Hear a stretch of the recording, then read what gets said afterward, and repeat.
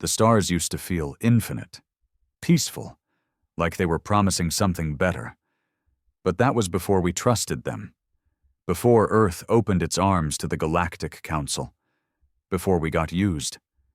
We gave them everything: technology, diplomacy, aid. We obeyed every treaty, sat in every summit, played by their rules, thinking peace would earn us respect. Instead, we became useful, then disposable. They called it a mistake, a border miscalculation, a communication error that led to orbital strikes on Berlin, Sao Paulo, Johannesburg. Whole cities wiped clean in an hour, 3 billion dead before we even had time to breathe. And then they told us to stand down.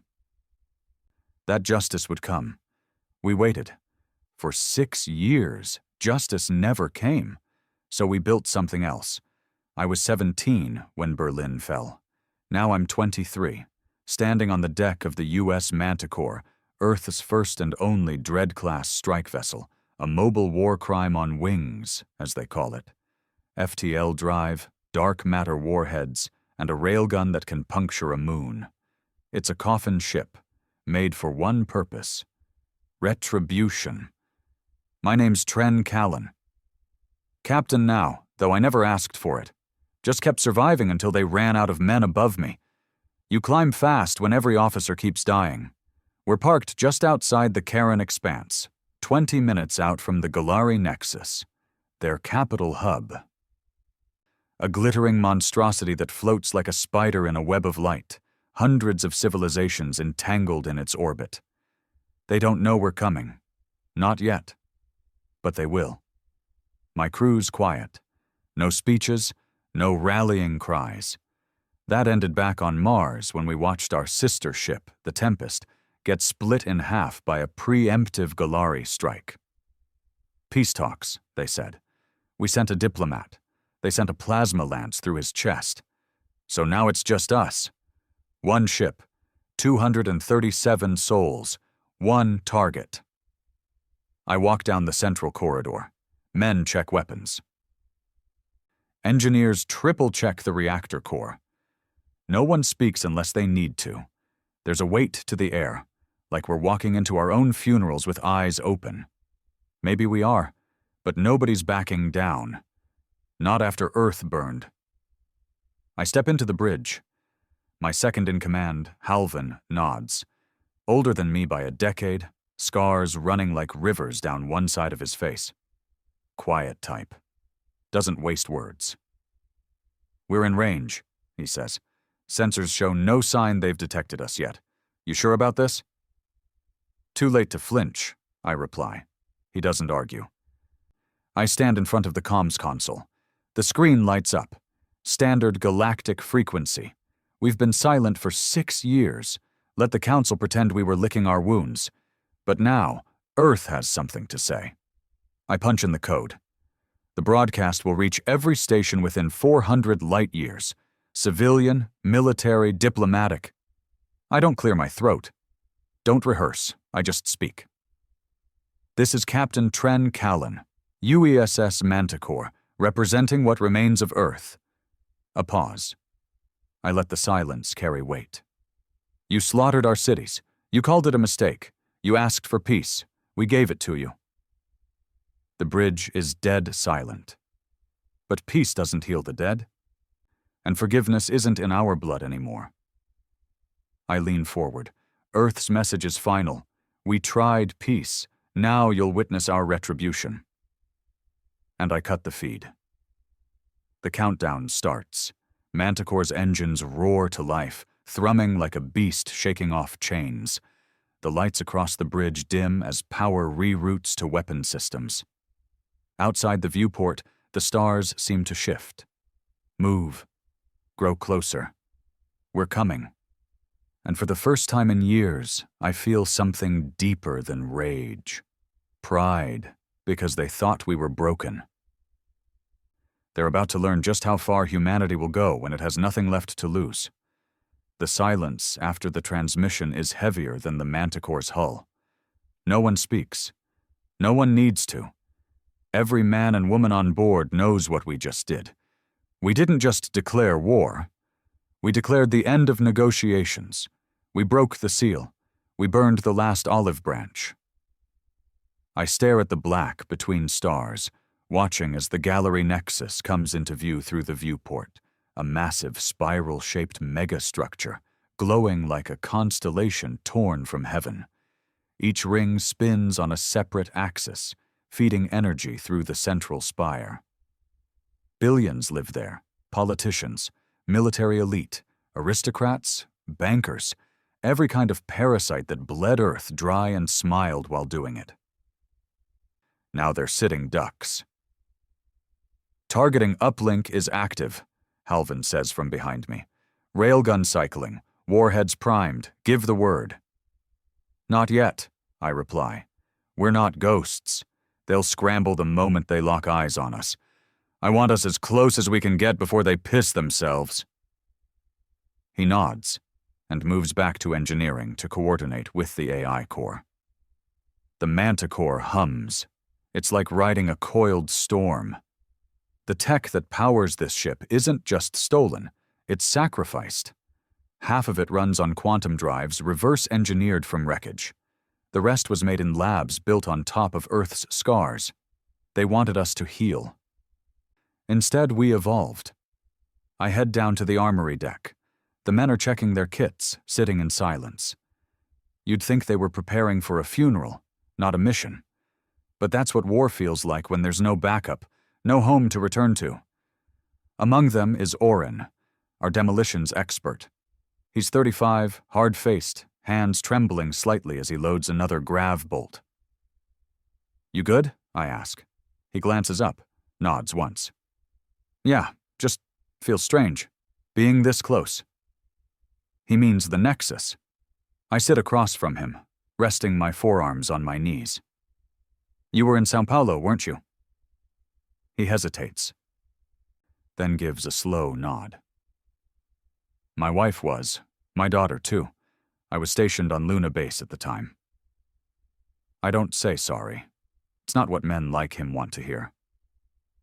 You think this'll fix it? He asks. No, I answer honestly. But it'll make sure no one forgets it? He chuckles once, dry, hollow. Damn right. I leave him to his loadout and make my way to the hangar bay. The drop pods are lined up like bullets in a chamber. Sleek, jet-black cylinders, each one housing 6 men, 1 AI-assisted combat drone, and a death wish. We don't plan to send many down. Just one. Me. There's something about striking first that matters more than strategy sometimes. A message only lands if the fist is personal, and I intend to deliver it face to face. Commander Reese intercepts me as I'm double-checking the pod systems. He's our tactical AI liaison, not an AI himself, but augmented for neural sync. Looks human, thinks faster. This is ill-advised, he says, blunt as ever. Sending the captain in first. We risk decapitation of leadership before orbital strikes are initiated. Exactly, I reply. They won't expect it. Reese frowns. His eye twitches, the only tell his enhancements still let slip. That's why it's a bad idea. I ignore him. What's the structure like in the diplomatic chamber? Primary Nexus core is 12 levels deep, shielded, but there's a soft window during their shift cycle. Security drops by 32% in the west wing. You'll have 7 minutes, tops. Plenty. He sighs, robotic but somehow weary. I've already flagged your biosignature. If you flatline, we detonate the chamber. Thanks for the optimism. He hands me a small black cube. Backup comms. If you get caught, activate this. We'll hear your last words. Better make them worth it. I strap into the drop pod. No ceremony, no anthem. Just the hiss of hydraulics and the cold wrap of the harness locking into my chest. Then, launch. The pod rips through the black like a bullet from God. The outer shell heats against atmospheric friction as we descend through the Nexus shielding grid. Their sensors catch us late, only 2 seconds before impact. Too slow. The pod slams into the ground like a thunderclap, crushing the polished stone beneath the diplomatic garden plaza. Alarms shriek. Cries echo across the tiered levels as officials scatter like roaches. I kick open the pod door and step out, rifle drawn. Smoke rises around me. 3 Galari guards rush in from the corridor, skin like silvered bark, eyes glowing white. I shoot the first through the throat. The second ducks behind a statue and returns fire. His plasma bolt misses my shoulder by inches. I swing around and put a burst through the marble and into his chest. The third hesitates. I aim at him, but I don't shoot. He sees my eyes. Human. Furious. Focused. He runs. Smart. I push through the chamber doors, storming into the Galactic Council Hall. They're all there. 12 of them. High members of the ruling species. Pale, robed, arrogant. Their translator fields buzz to life as I enter, my boots scraping the obsidian floor. "Human," one hisses. "You are violating—" I shoot him mid-sentence. The rest freeze. One tries to activate the chamber's defense shield. I fire again. This time his console explodes. I speak over the static. "We asked for peace. We buried our dead. We listened to your lies. Now, you're going to listen to the truth." One of them, a thin creature with no mouth and 3 eyes, stands slowly. "You won't survive this." "I'm not here to survive," I say. "I'm here to deliver something." I toss the black cube onto the floor. It lights up, broadcasting a live feed back to the Manticor. Halvin's voice comes through. "Captain, your vitals are spiking. Shut up and listen." I look straight at the camera, then back at the council. 6 billion lives were lost on Earth. You called it a misfire. You buried the reports. You erased the evidence. The council begins to murmur, but I raise my voice, not to them, but to the galaxy watching now. "We will not be erased." I press the trigger on the cube. It pulses once. A signal bursts across the grid. Back on the Manticor, the warheads unlock. 10 nuclear payloads disguised in their silent orbit awaken and begin their descent. 1 target each, 10 cities in the Nexus chain, all military, all strategic, all doomed. The council realizes too late. "No," one screams. "You'll doom millions." I stare coldly. And what did you do? The ground shakes beneath us. The first blast rocks the far ring. Fire spirals into the void. Gravity stabilizers glitch and flicker. People scream. I raise my rifle one last time. A shot rings out, and I let them burn. Back aboard the Manticor, Halvin watches as the blasts bloom like red stars across the Nexus shell. No cheer. No victory cry. Only silence. Because we didn't come to win. We came to remind them what we are. Human. And when peace is met with betrayal, we don't beg. We burn. There was no cheer when I returned. The drop pod docked back in the Manticore's belly like a severed limb dragged home. The ramp lowered. Smoke still clung to my armor. I stepped out alone. Blood on my gloves, scorch marks down my chest plate, helmet cracked from the recoil of point-blank fire. Every man on that hangar deck saw it in my eyes. Not victory. Not even pride, just the truth. I had done what needed to be done. But that didn't mean it hadn't cost me. Reese met me first, standing sharp beside the decontamination station. We picked up at least 7 confirmed nuclear strikes, 87% structural loss on the Nexus chains. Estimated casualties. "I don't need the numbers," I cut him off. "I saw their eyes." He paused. "And did they see yours?" That one hit harder than it should have. I stripped the armor off piece by piece as I walked down the corridor. The ship thrummed around me, steady, calm, almost proud. But I couldn't ignore the echoing thoughts behind my own silence. I'd killed civilians. I'd known that would happen when I pulled the trigger, and I did it anyway. They killed billions of ours. But it didn't change the weight in my chest.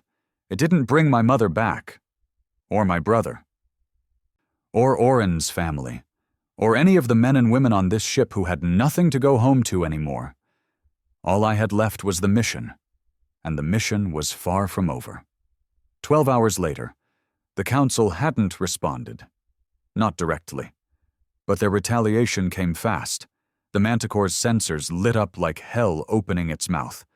A Galari armada, 3 dreadnoughts, 6 destroyers, 20 interceptors.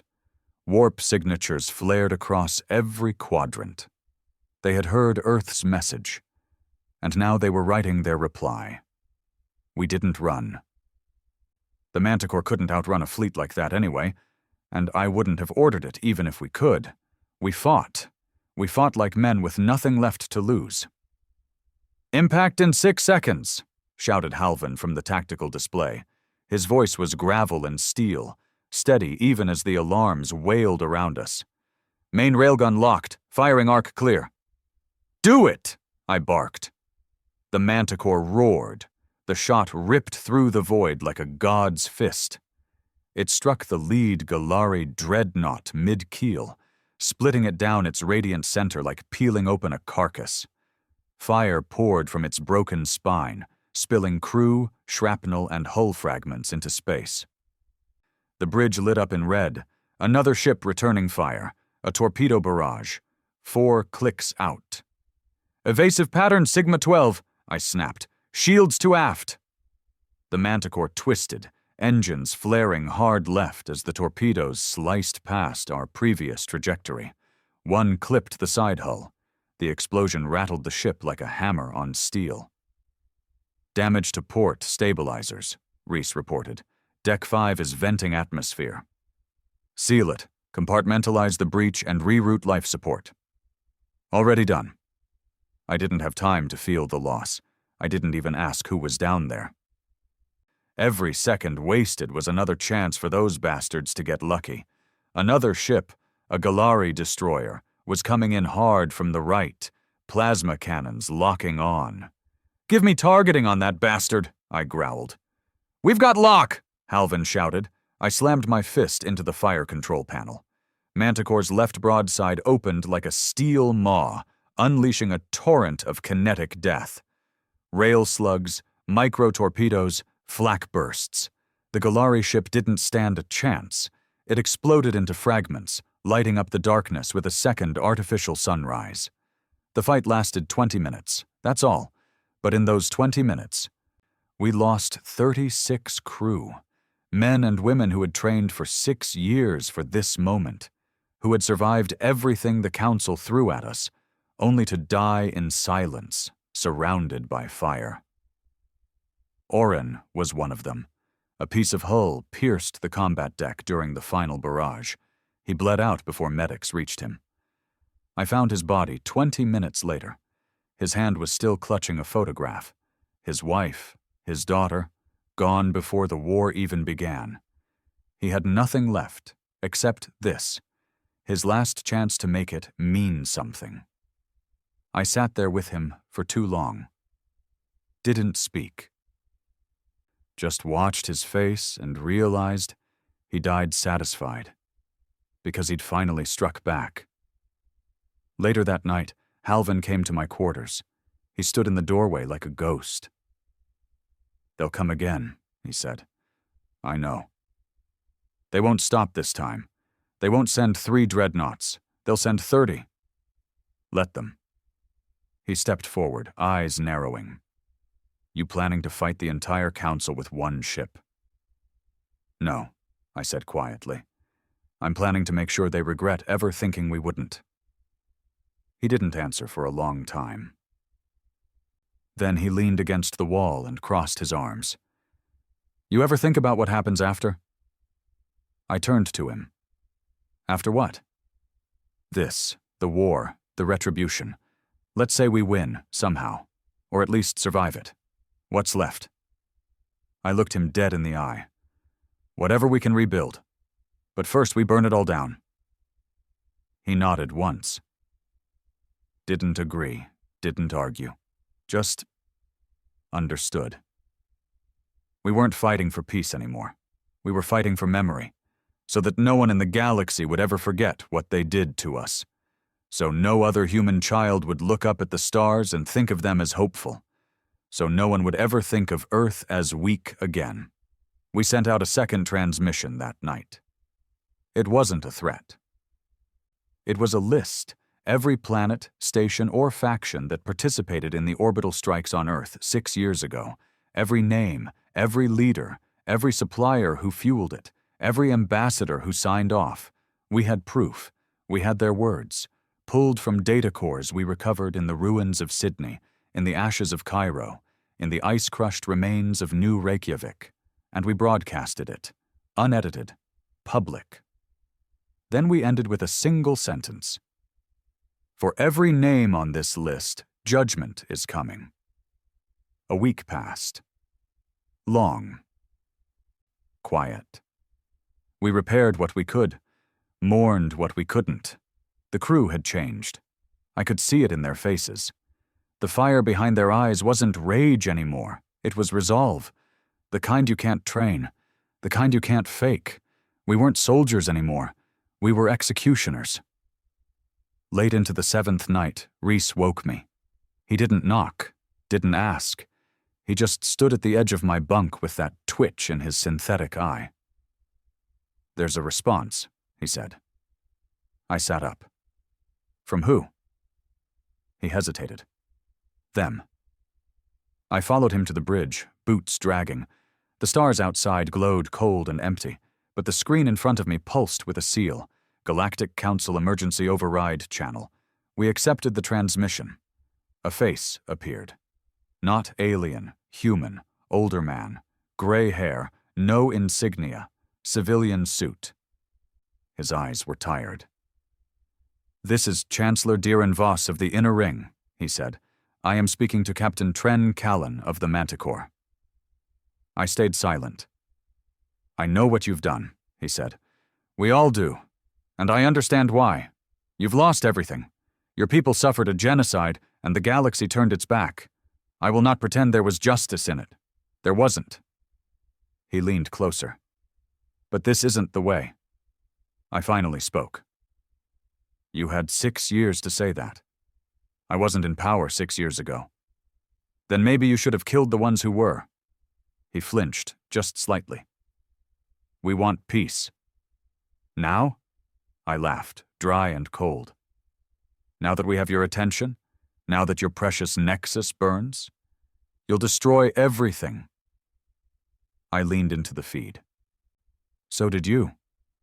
He paused, then said, almost softly, Is there anything that could stop this? I stared through him, and I said, No. Then I cut the feed. We set course for the next target, Varn Prime, a logistics hub that supplied the orbital strike fleet with weapons and rations. No soldiers, just workers. But they fed the genocide. And now they would choke on its ashes. There were no sirens on Varn Prime. They didn't even have orbital defenses. It was just a logistics world. Shipping docks, freight lanes, refinery zones. The kind of place where no one ever expected to die for a war they didn't fight. The kind of place where people clocked in, moved crates, and drank themselves to sleep. Support staff. Non-combatants. But they fed the fleet that murdered Earth. They built the weapons, loaded the carriers, sealed the supply crates that dropped nuclear fire on our cities. I didn't care if they held guns or not. They were part of it, and now they were going to understand what part meant. We approached low, under the dust ring that circled the planet like a scar. The Manticor ran dark, lights off, signal blacked out, profile cold as a ghost. We were no longer a ship. We were a blade. Targeting grid is live, Reese reported as we crossed the outer atmosphere. No fleet response. Either they don't see us, or they still think logistics worlds are off limits. They aren't, I said. The crew was quiet. No one looked surprised. No one looked proud either. Just focused, sharp, committed. Ready the drop pods, I ordered. 10 squads, tactical incursion, no survivors. Halvan gave a sharp nod, but I saw it. A flicker in his eyes. Not doubt, just fatigue. That slow burn that starts when your soul gets tired of carrying death. But he said nothing. Orders were orders. I didn't drop this time. I stayed on the bridge. It wasn't fear. It was control. I had delivered Earth's message in person once. They knew my face. Now they needed to know it could come anytime, anywhere, even without me. Tactical readouts lit the screen. One by one, our drop pods pierced through the Varnus atmosphere like black meteors. They hit the surface hard. Industrial sectors, freight zones, energy spires. Each pod carried 6 men and 1 drone. Not to fight, to cleanse. We weren't looking for prisoners. The first explosions lit up the horizon 10 minutes later. We watched them from orbit, flashes of orange and red across the gray surface, like sparks on steel. East Refinery is gone, Reese announced. Enemy population attempting evacuation. We've intercepted comms. No military resistance. Good, I said. He turned to me, slow. Sir, some of the escape ships carry children, workers' families. We're detecting unarmed convoys heading for the polar safe zone. I don't care. But I don't care. He fell silent, jaw locked. Halvan didn't speak either, but I could feel it. The heat behind his eyes. The pressure in the room changed, like air before lightning. The bridge crew was used to killing. But this was different. This was execution. And some of them weren't sure they could keep watching. I didn't blame them. But I didn't stop either. 4 hours later, Varn Prime was nothing but smoke and craters. Our men returned bloodied but breathing. The surface was scorched. Every major facility destroyed. We left no power running, no data core intact. Every last civilian ship was grounded or incinerated. No transmissions made it out. We made sure of it. Because this was the message now. There is nowhere you can hide. Oren's replacement, a quiet, hard-eyed soldier named Kalev, joined me in the war room later that night. He didn't salute. Just stood there, helmet under his arm, looking like he wanted to say something but couldn't find the words. You got something for me? I asked. He nodded. Set a data slate on the table. Footage from the refinery sector. Thought you should see it before it spreads below deck. I tapped it open. A shaky helmet cam feed. One of our own. A group of civilians, kneeling, hands behind heads. Women, kids, a few old men, one of our squads pointing rifles at them. The commanding officer hesitates. Then someone shouts, "Orders are orders." The feed cuts to black. I stared at the screen for a long time, then shut it off. Kalev spoke again. Some of the men are starting to ask where the line is. I looked at him. Voice flat. There is no line. They crossed it when Earth burned. He didn't argue, but his eyes said he wasn't convinced. I found Halvan in the mess hall that night. He was sitting alone at a steel table, hands wrapped around a cold mug, staring down into it like he expected it to answer something he hadn't said out loud. I sat across from him. Neither of us spoke for a while. Finally, he said, "We killed kids today." I didn't flinch. We sent warnings. We gave the galaxy 6 years to care. They didn't send troops. They didn't fire weapons. They loaded them. He looked up at me. For the first time, really looked. You think this is justice? No, I said. Justice died with Earth. This is survival. He leaned in, voice low. No, this is something else. This is revenge wearing survival's skin. I stared at him, ice in my blood. You got a problem, Halvan? Yeah, he said. I think you're becoming what they were, worse even. At least they hid their war crimes. I don't hide anything. I broadcast it. And what happens when the men stop following? I stood slowly. Then they die too. I left him there. I knew he wouldn't push it. Not yet. But I also knew something had shifted.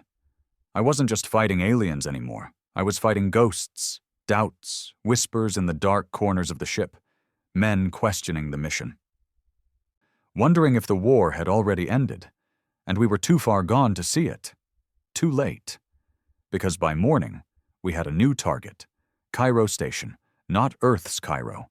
Theirs. A hybrid station on the edge of neutral space. One of the key platforms used to coordinate the embargoes that starved Earth's colonies after the strikes. It housed diplomats, merchants, and enforcement agents. Hundreds of them signed the sanctions that crippled our relief fleets, that blocked medical aid, that condemned dying cities to rot. They didn't push the button, but they made sure we bled longer. They thought time would make us forget.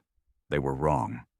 I gathered the crew in the main hangar, all of them, not just tactical, engineers, medics, navigators, grunts. The whole damn family. I stood on the platform above them, steel behind my voice. Varn Prime was the beginning, but it's not the end. We're not done. Not until every name on that list is wiped from the stars. Not until every voice that signed our death warrant is silenced. This is more than war. I pointed to the hull above us, scorched, scarred, branded by fire. This is remembrance, the crew shouted back. Most of them, not all. I saw the quiet ones. The ones who looked down. The ones who still saw kids in their scope. But they didn't walk away. Not yet. And that was enough. In my quarters later, I watched the Varnus footage again. Not to punish myself. To make sure I never forgot. Because somewhere deep down, under the armor, under the blood, I still needed to feel it. I still needed to know I hadn't gone completely numb. But I was close. Closer than I wanted to admit.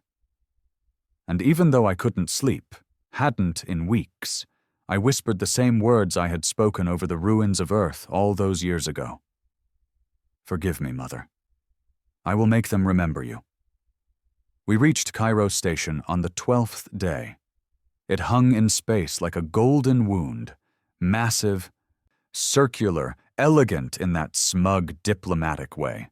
Polished alloy hull, defensive satellites floating around it like obedient pets. No weapons visible, but every deck underneath those glowing windows pulsed with quiet power. This wasn't a warship.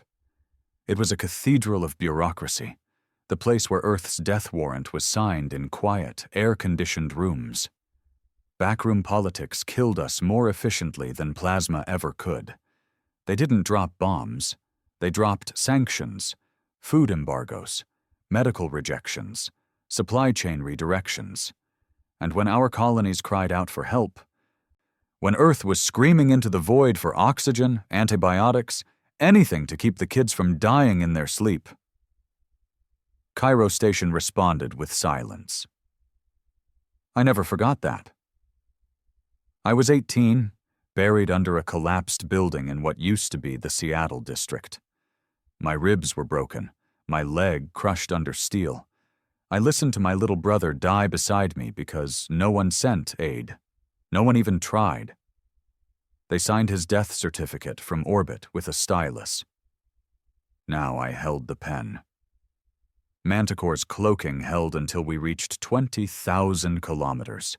Then their long-range scanners caught us. Cairo Station is hailing, Reese reported. I turned to him. Patch it through. The screen lit up. A woman appeared, mid-40s, slick uniform, crest of the Inner Ring Commission pinned to her collar. Her expression was all diplomacy, measured, calm, confident in the shield of politics.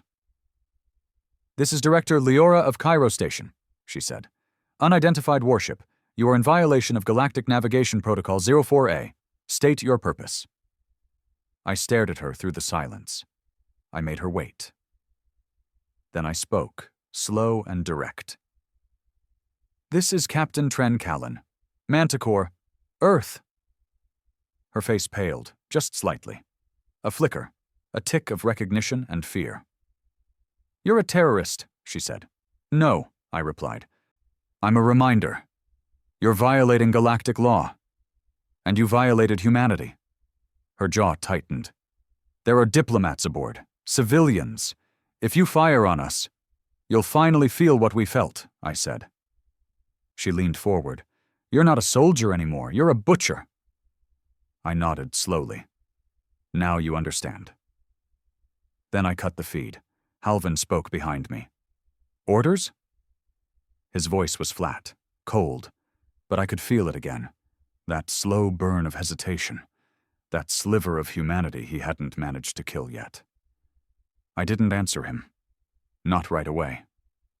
Because in that moment, I wasn't looking at Cairo Station. I was looking at myself. A reflection in the glass of the viewport, gaunt, sunken-eyed, wrapped in the black uniform of a man who no longer slept, no longer laughed, no longer lived. What was I now, and did I care? We breach, I said. 2 squads, surgical entry. I want every name, every signature, every coward who voted for Earth's embargo. And then what? Halvan asked. We show them the cost. He didn't nod, didn't move. He just walked away, silent, heavy.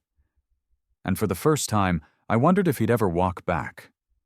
We launched under the cover of an artificial solar flare, a spike Reese seeded into their environmental sensors using old tech from pre-war Earth satellites.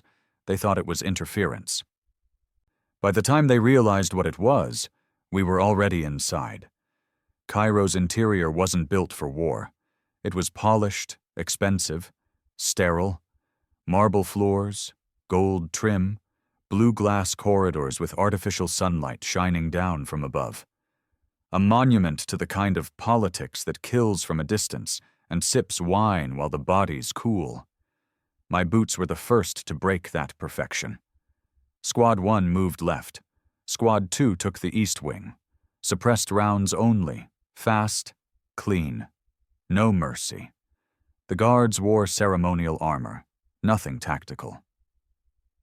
They dropped fast. We stormed the central governance chamber with 3 minutes to spare before lockdown. I shot out the glass doors myself. Inside, 8 officials were gathered. Wide-eyed, mid-meeting, hollow screens flickering behind them. They froze when they saw us. One reached for a panic button. Halvan put a round through his wrist. You know who I am, I said, stepping forward. And if you don't, you'll die knowing. They didn't scream. They didn't beg, because people like this never believe the hammer will fall on them. Not until it's already broken their teeth. We gathered the data first. Names, votes, signatures, meeting logs, coordinated embargo minutes, all downloaded into secure drives. I wanted it all exposed, raw, and undeniable. I wasn't just burning their house down. I was going to drag the ashes through every channel in the galaxy. But as we finished, a noise echoed from the far hallway, a soft cry. Halvan stepped out and came back in with a girl, couldn't have been older than 12, skin pale, hair curled, crying. My daughter, one of the diplomats, stammered. She was in the observatory. Please, she didn't. I raised my rifle and aimed it at his head. The girl screamed. He stepped in front of her. Halvan moved fast, grabbed the barrel, pushed it down. She's a kid, he said, low, calm, furious. And? She doesn't deserve this. She's his blood. She's not responsible. I stared at him, then at her. The way she trembled, the way her tiny hands clutched his coat, hiding behind him. I should have pulled the trigger. I didn't.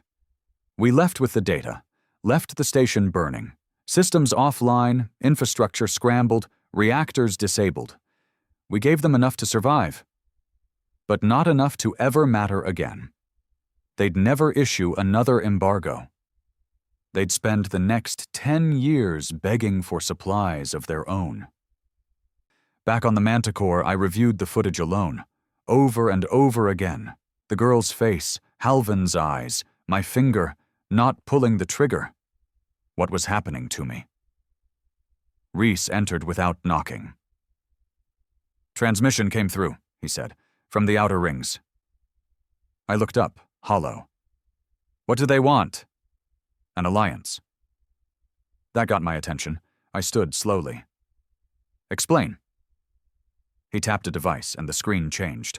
A man appeared, human, like us, scarred, tactical armor. Behind him, a battered flag of some old Earth settlement, Duskfall Colony. "We're survivors," he said. "Like you. We watched Earth die. We watched our kin starve. We watched our leaders beg the Council for mercy." His eyes narrowed.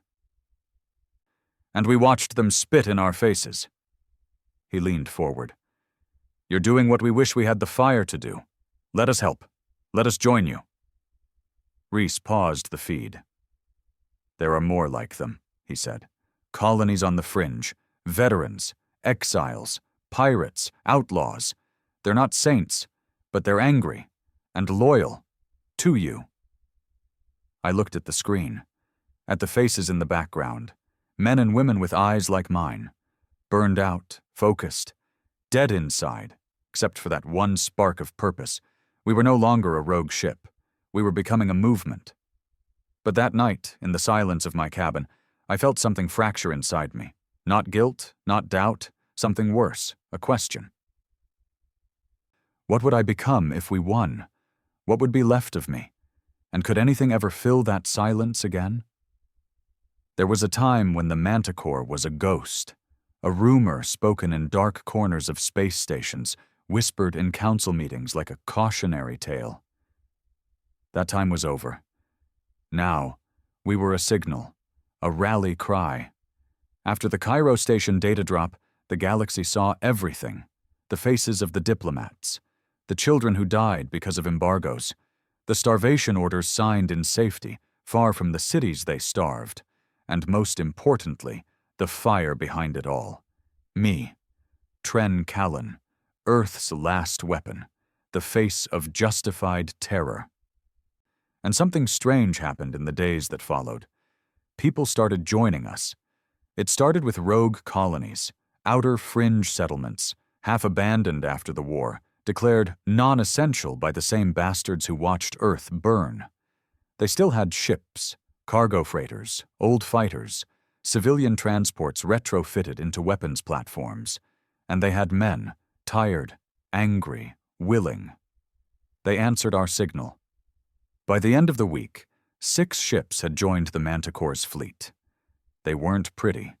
No AI cores, no railguns. But they had rage, and rage could be weaponized. I stood in the central hangar as the Gale 1 docked beside us. It was a rusted cutter-class vessel with patchwork armor and painted slogans scratched into the hull. One of them read, "Earth never forgets." I liked that. The man who stepped off the loading ramp was tall, wiry, old war scars down his neck. One eye was synthetic. The other glared at me with recognition, not fear, not admiration, just equal understanding. "Callan," he said. I nodded. "And you?" "Name's Krell, Duskfall vet.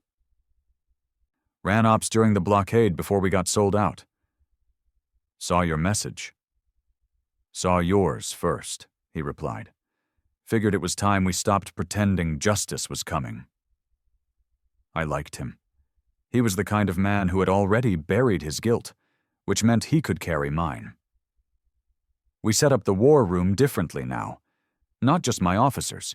Now we had Krell's people, captains from the new ships, former smugglers, mechanics, field medics, saboteurs, a table of wolves. I looked around that room and saw a future I hadn't expected. A future where we weren't just punishing them. We were building something from the bones. "We've done damage," I told them, "but not enough. They still think we're a rogue element, contained, localized." Krell leaned forward. "Then let's make it galactic." He dropped a datapad on the table. "Supply lines, internal comm relays, neutral trade routes protected under Council Charter." "Targets?" I asked. "Symbols?" He tapped one image. a massive freighter hub orbiting Nalir, one of the core species' homeworlds. A clean, peaceful planet that had stayed neutral through the whole war, at least on paper. But we had intel. The Nalirians supplied fuel to the bombing fleets. Their ships, their workers, their engineers, all off record, paid under false corporations. They smiled and stayed out of politics, but they still held the knife. "Hit this," Krell said, "and every neutral world knows they're not safe." Halvan frowned. "You want to start dragging the neutral ones into this now?" "They dragged themselves in," I snapped. "They just never thought we'd call them on it." The room went quiet. Then Krell added, "We won't even need a warhead, just pressure, leak the intel, force evacuations, seize the stations, expose their neutrality as fake." I nodded. "And if they resist? Then we make an example." We called the operation Ash Veil. 3 ships, fast strike, coordinated entrance. We hit Nalir's freighter hub during shift change, when traffic was thickest, when the station was bloated with commuters, cargo, and contractors, all unarmed, all civilians. But that word had stopped meaning anything to me. I remembered the kids in the rubble. I remembered the silent nights when mothers screamed at the sky and begged for food that never came. I remembered the diplomats in Cairo toasting embargoes like they were games. These people didn't need to hold rifles. They just needed to hold indifference. We breached hard, electronic scramblers first, followed by EMP waves that shut down every docked ship within 30 clicks. The Manticor hovered like a god above their skyline, weapons hot but silent. They didn't fire. They froze. Because we didn't need to shoot, we dropped leaflets. Yes, actual paper. Reese printed them from our archives, old Earth war propaganda repurposed with new words. Across every corridor, hallway, and docking bay, they rained down like ash. You sold us peace while profiting off war. You stayed neutral while we burned. Earth does not forget. Earth does not forgive. And on the other side, you fed the machine. Now choke on the smoke. Panic spread through the station within hours. We didn't kill anyone. We didn't have to. Their economy crashed in real time. Half their clients pulled out. Trade routes collapsed. Outer Ring representatives issued condemnations, but none dared to intervene. Because if they did, they'd be next. Ash Veil wasn't just a strike. It was a doctrine. Complicity was now a death sentence. Halvan came to me that night. I was reviewing footage in the observation deck, watching one of their diplomats trying to flee in a private cruiser before we fried his engines. "What happens when this ends?" he asked. "It doesn't. You know what I mean." "No," I said. "I don't." He sat beside me, the first time in weeks. "Eventually, they'll either surrender or unite against us. There'll be a war we can't win. What do we do then?" I turned to him. "We burn their legacy with us." He looked at me, and I saw it again, the last thread of conscience unraveling in his eyes. "Is that all this is now?" he whispered. "Burning it all down?"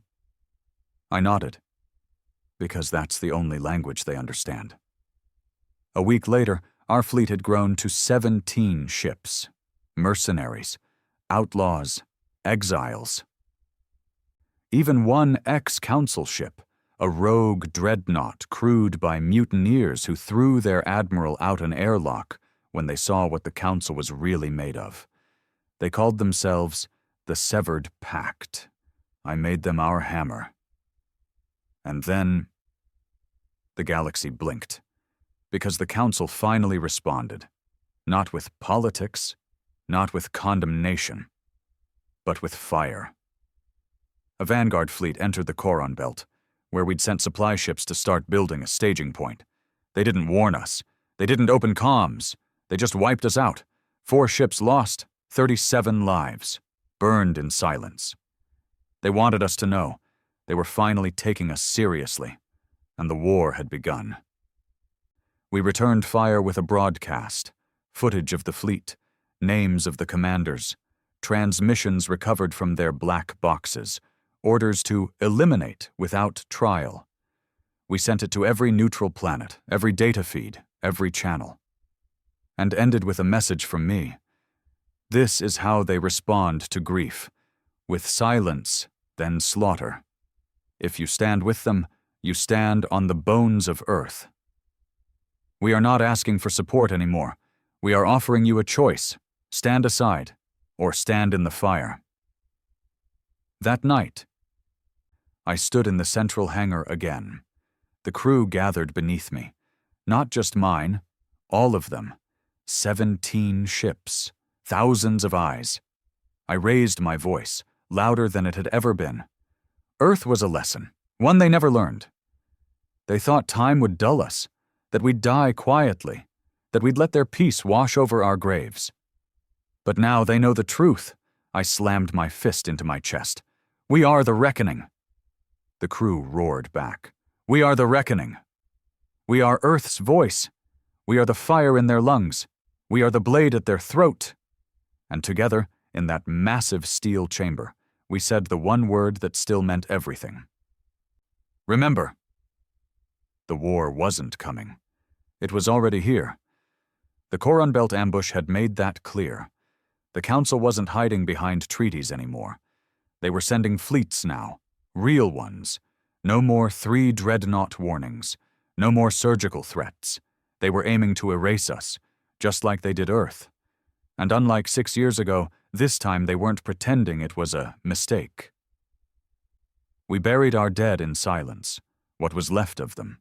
Krell led the salvage crews. His people moved like ghosts, practiced, numb, men who'd done this before, too many times. They didn't speak while they carried the bodies, just wrapped them in black cloth, sealed the pods, and pushed them into the void one by one. 17 of our own. I stood at the edge of the Manticor's dorsal platform, looking down into space as the last body drifted off. Behind me, Halvan spoke. We have maybe 4 days before their full fleet arrives. 30 ships minimum, carrier class. No more testing the waters. This is the purge. I didn't turn around. Fleet status? He paused. Our own? 17 ships, mostly outdated. Half the engines are patched with scavenged tech. 1 dreadnought from the Severed Pact, 3 old freighters turned into gunships, and a dozen light-class vessels. Maybe 5 would survive a head-on. Morale? He didn't answer that right away. Then, they'll follow you to the end, but they're starting to realize that's what this is. I finally turned. Then they'll die like men who stood for something. He nodded once, but his eyes had changed again. The first time I met Halvan, he looked like a soldier. Now he looked like a tombstone. Back in my quarters, I watched the message again. The last message Earth sent before the networks went silent 6 years ago. My mother's face flickered through static.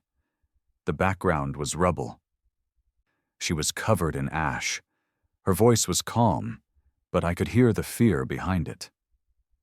Tren, if you're seeing this, don't come back. There's nothing left here. Run. Live. Survive. Then the screen went black. She was dead less than an hour later. Vaporized in the Sao Paulo strike. I kept that message looped on a private channel, not to remember her, but to remember why I couldn't forgive. That night we held a war council. Every ship captain, every fleet commander, every surviving rebel leader. We sat in the Manticore's main war deck, maps lit in holograms between us, tracking red blips crawling toward our coordinates like blood clots in a dying system. They outnumber us 5 to 1, Krell said.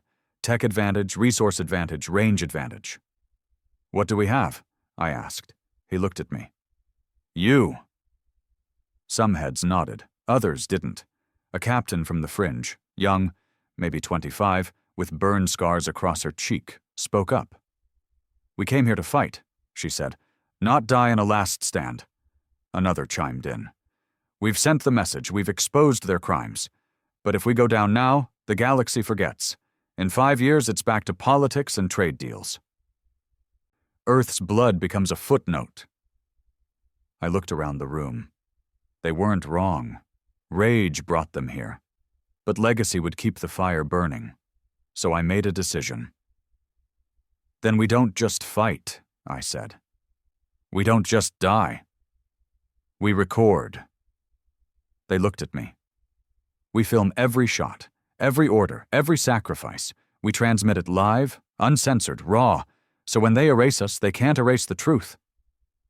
Reese stepped forward from the shadows. "We have the equipment. Broadcast tech from the Cairo station hall. We can uplink from the Manticor's main array." "Good," I said. "Then let the galaxy watch." Operation Last Light began the next morning. We sent out a universal frequency. No encryption, no password, just one open channel on every frequency the Council monitored. The screen showed me, standing on the Manticore's bridge, helmet off, eyes unblinking. I spoke slowly. "This is not a cry for help. This is not a threat. This is the record of our end.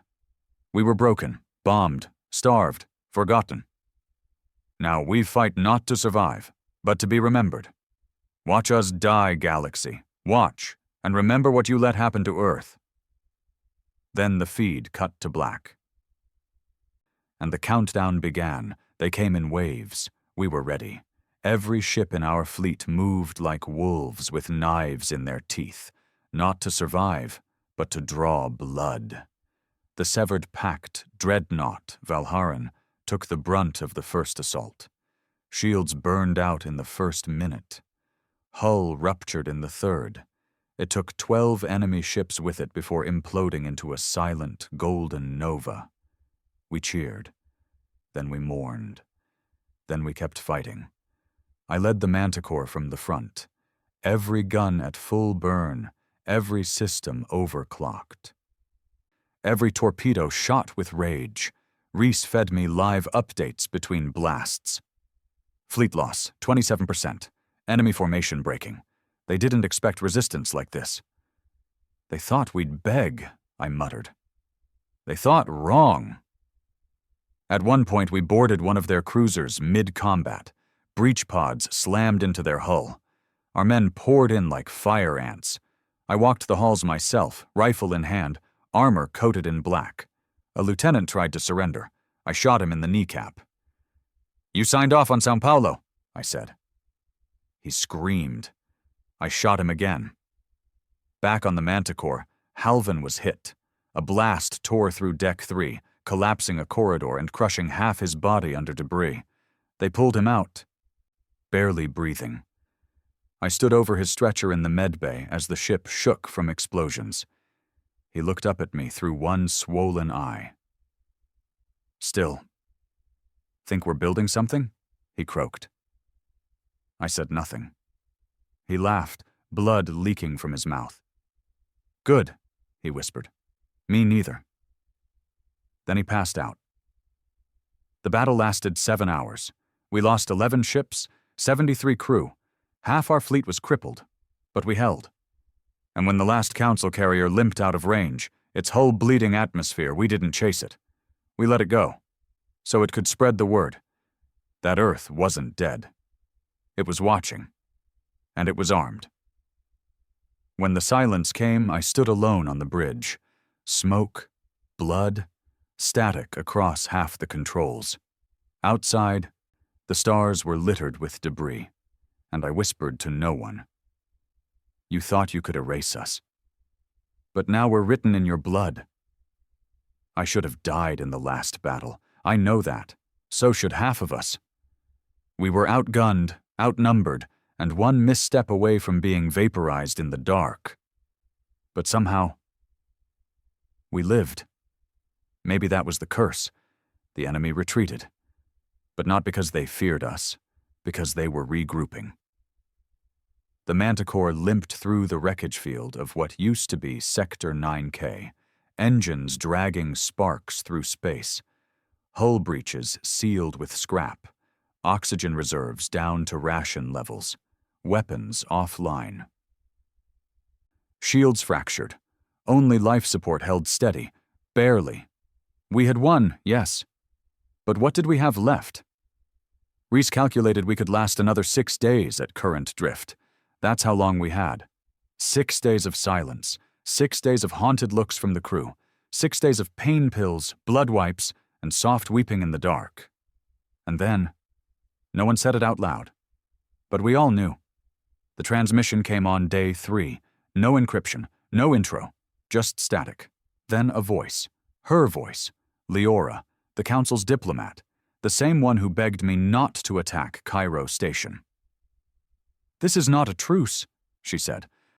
"This is not an apology. This is reality." Her face looked different now. Gaunt, unkempt, eyes dark with exhaustion. "You hurt us," she said. "You showed the galaxy our weakness. You shattered the illusion of unity. You made us bleed in front of our enemies." She leaned forward. "And for that, Captain Callan, you will never be forgiven." The screen flickered, then changed. A live satellite feed. A new fleet, 200 Council warships, lined up in high formation, full siege armament, flagships, dreadnoughts, planet killers. "We're coming," she said. "Not just for you, for everything you've touched." The feed cut. I didn't react, didn't flinch, didn't shout. I simply stared at the blank screen for a long time, then said, "Good." We held a final meeting that night.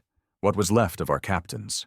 Krell, Reese, even Halvin, wrapped in bandages, standing with a cane and sheer spite. No plans, no tactics, just truth. "We can't win this one," Reese said, his voice unusually quiet. "I know," I replied. Krell leaned forward. "We can run, scatter the fleet, fade into the belt, let them chase shadows." I looked at him. "We don't run." "But if we live—" "We don't run." Krell didn't argue again, because he saw it in my eyes. This wasn't a campaign anymore. This was the final entry. I ordered a full system purge, every log, every comm, and then the upload. We took everything, every battle, every speech, every face we lost, and sent it to every known frequency in the galaxy. A package of history, pain, and raw defiance. The Earth Archive, uneditable, untraceable. We embedded it in trade protocols, data miners, pirate transmissions, AI update clusters, buried it where no council sensor could ever fully erase it. And at the center of it all was a message. My voice, recorded that same night. "You thought killing us would silence the story. But stories are stronger than bullets. And you've made ours impossible to forget. We were born on a world you burned. And now, in our final breath, we make sure you never stop choking on the smoke. Remember us. Not as victims, but as the fire you could never contain." When the upload completed, Reese stood beside me. He didn't speak, just offered me a small metallic device. Smooth, palm-sized. "What's this?" "Remote core detonation," he said. "Fail safe?" He nodded. "You know what this fleet is now. If we fall into their hands, they'll parade us." "They'll erase us," he corrected. "Or worse, rewrite us." I took the device, felt the weight of it. It wasn't heavy, but it felt like Earth. Day 5. We saw them arrive. Council fleet signatures, 2 systems out. Scanning us, surrounding us, coordinated, cold. They were here not to fight, but to erase. I ordered evacuation, not to escape, but to scatter witnesses. Every ship not needed for battle, every damaged vessel, every wounded crew member was loaded with encrypted copies of the Earth Archive and sent into blind FTL jumps. Most of them would die, but a few would survive. And that was all we needed. I suited up, full armor, Black, unmarked. The same set I wore the day I took the Galari chamber. The same armor that had seen me lose everything, and become something else, something darker, something real. Krell found me on the hangar deck. He held out his rifle. "I was going to give this to my son," he said. "What happened?" "Council blockade starved him before he could walk." I took the rifle, loaded it. "Let's go make them bleed." We didn't wait for them to strike first. We launched before they finished forming up. The Manticor surged ahead, alone, engines burning so hot they left flame trails across the stars. The rest of our fleet followed. 12 ships, 15,000 enemies. No orders, no retreat paths, just vengeance and legacy. We hit their front line with everything. First volley, plasma shells and kinetic drives. Second volley, hacking drones, EMP flares, jamming waves. Third volley, bodies, ours. We sent drones packed with the remains of Earth's victims, coffins, bones, DNA prints, slammed them into their bridges, made them see the people they had killed. Reese handled the last transmission, the final line, the final message. We were supposed to die quietly. Instead, we became the Scream. I don't remember how many I killed. Don't remember how many decks we breached, how many officers we dragged out of command chairs and beat until their faces collapsed. I just remember the moment it all started to blur.